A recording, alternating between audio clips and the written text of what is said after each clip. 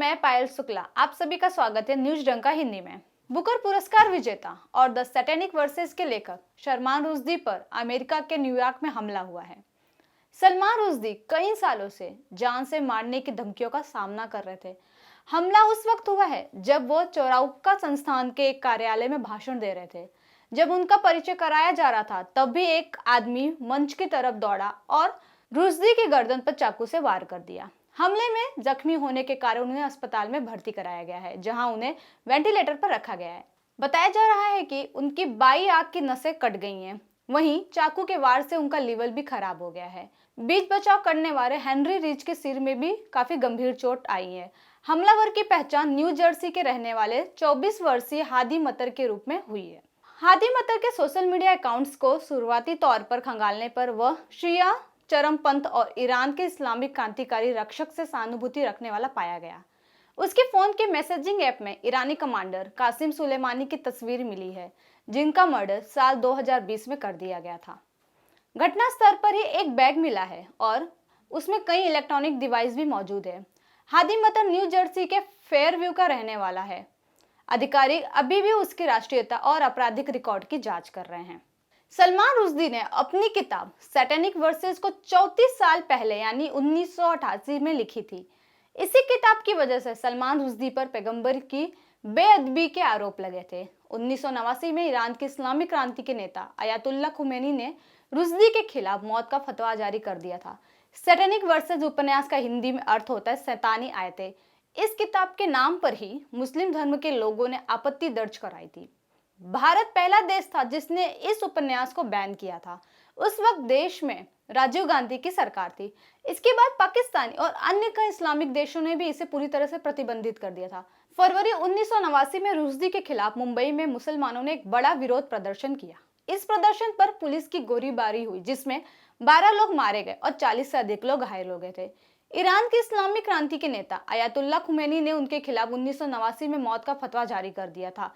3 अगस्त 1989 को ही central London के एक होटल पर आरडीएक्स से विस्फोट कर सलमान रुश्दी को मारने की कोशिश भी हुई, लेकिन वह इस हमले में बाल बाल बच गए। बाद में मुजाहिदीन ऑफ इस्लाम ने इस घटना की जिम्मेदारी ली थी। 2006 में हिजबुल्लाह संगठन के प्रमुख ने कहा कि सलमान रुश्दी ने जो इश्क निंदा की थी उसका बदला लेने के लिए करोड़ों मुसलमान तैयार हैं। उन्होंने कहा था कि पैगंबर के अनादर का बदला लेने के लिए मुस्लिम संगठन कुछ भी करने के लिए तैयार है। 2010 में आतंकी संगठन अल-कायदा ने एक हिट लिस्ट जारी किया था। इसमें इस्लाम धर्म के अपमान करने वालों में सलमान रुश्दी का नाम भी शामिल था। दरअसल यह मामला 34 साल पहले का है, जब कहीं भी कट्टरता का नामो निशान नहीं था। उसके बाद कश्मीर में 1989 से 1990 तक हिंदू पंडितों का कत्लेआम किया गया था। यह वह दौर था जब मुस्लिम कट्टरता की शुरुआत हुई थी।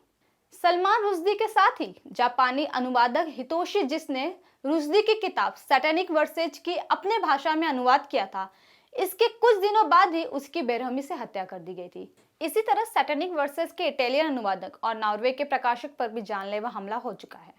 19 जून 1947 को मुंबई में पैदा होने वाले सलमान रुश्दी एक कश्मीरी मुस्लिम परिवार से हैं। सलमान रुश्दी अपने दूसरे ही उपन्यास मिडनाइट चिल्ड्रन के लिए 1981 में बुकर प्राइज और 1983 में बेस्ट ऑफ द बुकर पुरस्कार से सम्मानित किए जा चुके हैं।